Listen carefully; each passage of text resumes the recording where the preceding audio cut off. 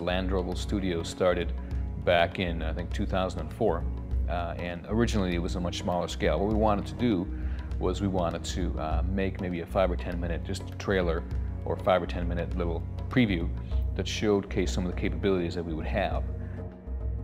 The script was a long process of going through many iterations and trying to find the actual story.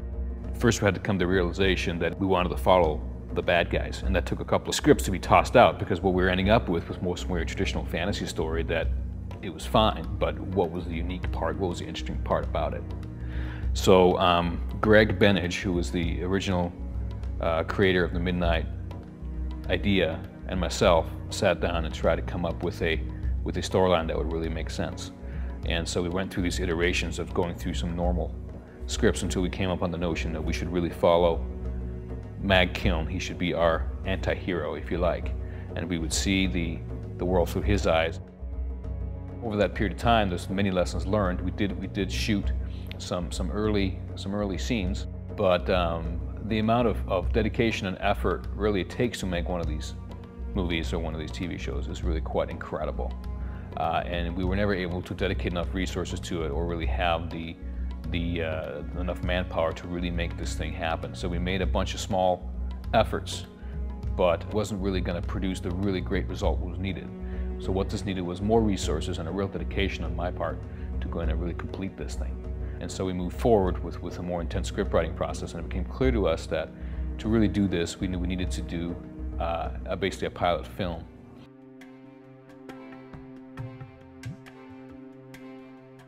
The storyboarding process was a lot of fun, but it was a lot of work. The way we did it was that we would take page by page of the script, and Andrew Navarro, who's a great idea guy and a great artist, was able to take my sketches. I would sketch out the way I saw the scene composed and framed. He would take those ideas and polish them up in a much more painterly way. And those storyboards have been so helpful for us to communicate this whole process.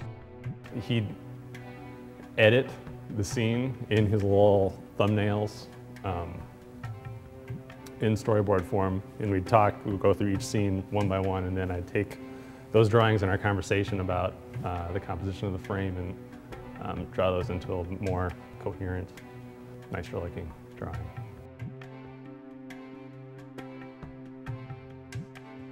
I put so much detail into those storyboards that they almost end up being kind of like a comic book. Next time we do this, I think both me and Andrew here would be a tremendous advantage to reduce the workload maybe to 400 or 500 individual illustrations rather than 800. Because of course, as we went through the storyboards themselves, we had to go out and cross a significant amount out, say basically that we're not going to have time to shoot all these different things.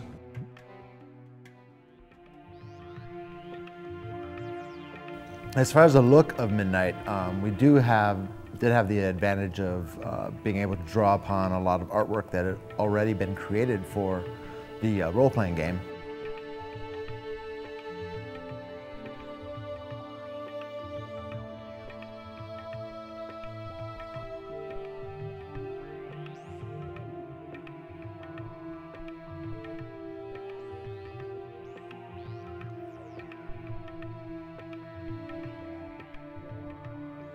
All the Legate color schemes and things are very dark, very oppressive. The architecture of the Legate buildings and stuff is very harsh. A lot of straight lines and angles, sharp points here and there and everywhere. With that as our base, we kind of jumped out from there and incorporated other elements. Like for Mag Kiln, the lead character, he's a Legate, but he's not a priest that sits around in a temple all day. He's actually more of a warrior, so we tried to incorporate more armor elements to him, make him a little more functional with his outfit. What influenced it the most was the first project, Charles. He was Mag Kiln at that time too. And he has such a distinctive face that he was pretty fresh in my imagination. And when I was drawing Mag Kiln, the first scene that I did was the Baden's Bluff one where he chops the guy's head off.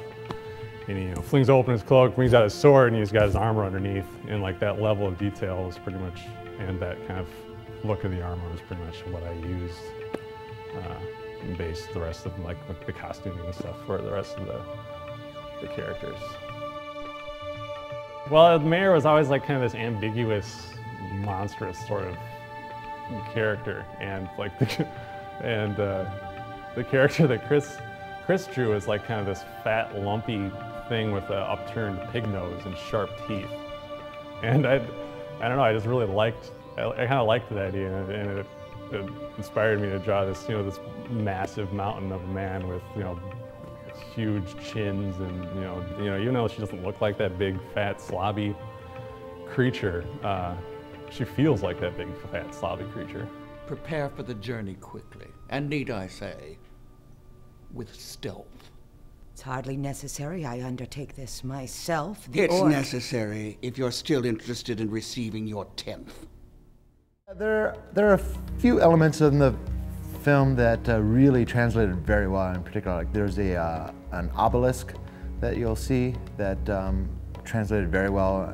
The designs is an ancient artifact that they find in the woods that I thought worked out really well, actually better than I expected. I mean, as best as can be for a piece of stone, but when they made it, it looks exactly like the design, so I was pretty impressed by that. A lot of the really cool stuff from the intro, the broken temple that was taken from my storyboards and my design. That was really cool, and in the shot of the orc with the camera pans up, and you see like the mountains down below, and it's straight from there. It was very cool, and I was able to use my imagination a lot in those. What we'd love to do is some more material for this world. That's really what I've been thinking about the most. We certainly have some very interesting story plans and story ideas, some narrative ideas that we wish could squeeze into this first film. A lot of exciting things to show you, and a lot of cool twists and elements that will come out. Are we able to show more Midnight episodes?